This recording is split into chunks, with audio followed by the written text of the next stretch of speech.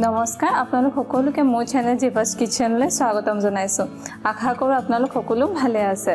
আজি মই আপোনালোকৰ ওচৰলৈ এটা চাট ৰেচিপি আনিছো আলু চাট যেহেতু আমি এটা বাহিৰত যাব পৰা নাই সকলোৰে চাগে গধূলি সময়ত চাট কিবা খাব মন যায় নহয় জানো এই ৰেচিপিটো ট্ৰাই কৰিবচোন আৰু মোক জনাব কমেন্ট সেকশনত আপোনালোকৰ কেনেকুৱা লাগে আৰু মোৰ ভিডিওটো চাই যদি আপোনালোকৰ ভাল লাগে মোৰ চেনেলটো সাবস্ক্ৰাইব কৰিব আপোনালোকৰ ফ্ৰেণ্ডছ এণ্ড ফেমিলিলৈ শ্বেয়াৰ কৰিব আৰু মোৰ পৰা আপোনালোকে কি ভিডিও চাব খোজে মোক জনাব কমেন্ট সেকশনত আহক এতিয়া আমি ভিডিওটো আৰম্ভ কৰো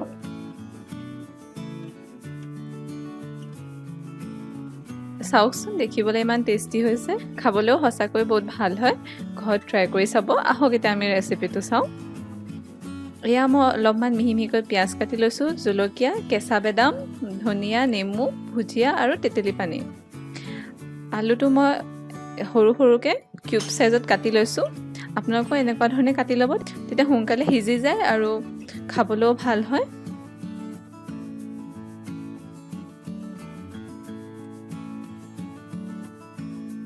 এয়া মই সসপেনটাত অলপ পানী লৈছোঁ আৰু অলপমান গৰম হতে মই তাত কাটি থোৱা আলুখিনি দি দিম এয়া মই আলুখিনি দি দিছোঁ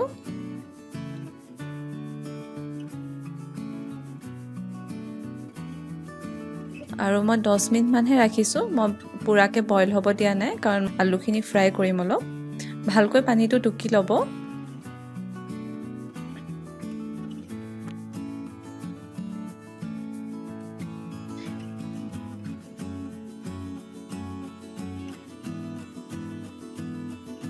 মই এতিয়া পেন এখনত অকমান তেল লৈছোঁ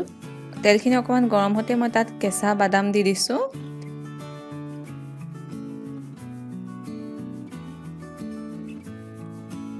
এয়া দেখিছে বাদামখিনি ধুনীয়াকৈ ৰঙা হৈ গৈছে এতিয়া মই বাদামখিনি উঠাই লৈছোঁ বাদামটো যেতিয়া অকণ ফাট খাই যায় তেতিয়া গম পাব যে বাদামটো পুৰা ধুনীয়াকৈ ফ্ৰাই হৈ গৈছে এতিয়া মই একেখিনি তেলতে বইল আলুখিনি দি দিছোঁ আৰু অকমান মই ফ্ৰাই কৰিম দেখিছে ধুনীয়াকৈ ফ্ৰাই হৈ গৈছে মই বহুত বেছি ৰঙা নকৰোঁ অকমান ওপৰত ক্ৰিস্পি হ'লে হয় দেখিছে মোৰ আলুটো ধুনীয়াকৈ হৈ গৈছে এতিয়া মই উঠাই লৈছোঁ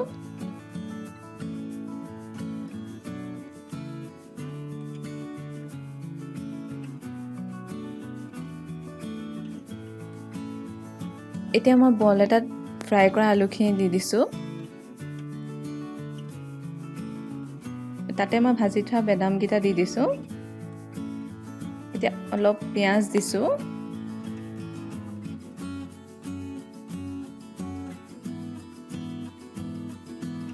অলপমান জলকীয়া কাটি লোৱা দি দিছোঁ এয়া অলপমান ধনিয়া দিছোঁ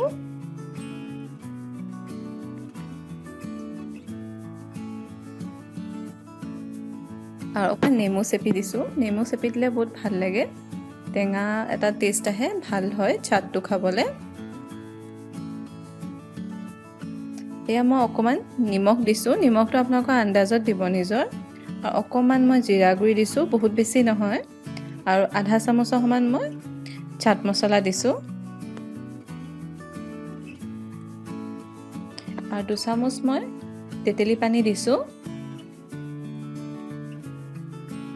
আৰু ভালকৈ মিক্স কৰি লৈছোঁ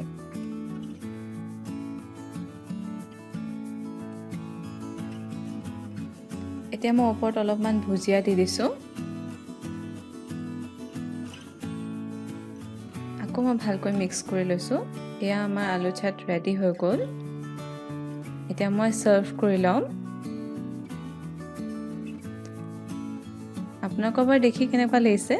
মোক জনাবচোন কমেন্ট সেকশনত আৰু ঘৰত ট্ৰাই কৰি চাব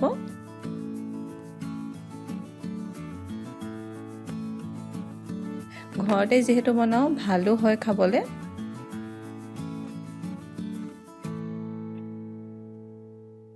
মই অলপ ভুজিয়া আৰু ধনিয়া দি গাৰ্নিশ কৰি দিছোঁ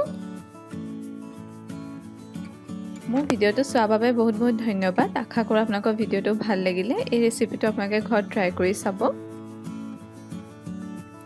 আৰু এই ভিডিওটো আপোনালোকৰ ফ্ৰেণ্ডছ আৰু ফেমিলিলৈ শ্বেয়াৰ কৰিব মোৰ চেনেলটো প্লিজ সাবস্ক্ৰাইব কৰিব থ্যাংক ইউ সো মাচ